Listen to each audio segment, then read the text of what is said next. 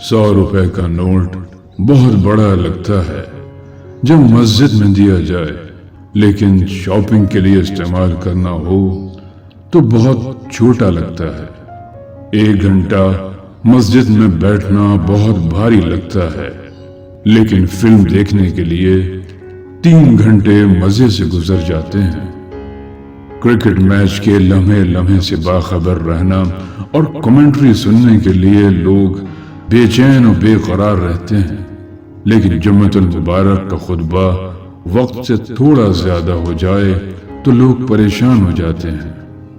اسی طرح نصیحت آمیز باتیں اور حکایتیں دوسروں کو بتانا اور سمجھانا بہت مشکل ہوتا ہے، لیکن فضول باتیں اور جھوٹی خبریں ایک دوسرے کو شیئر کرنا آج کل پسندیدہ مشغلہ ہے۔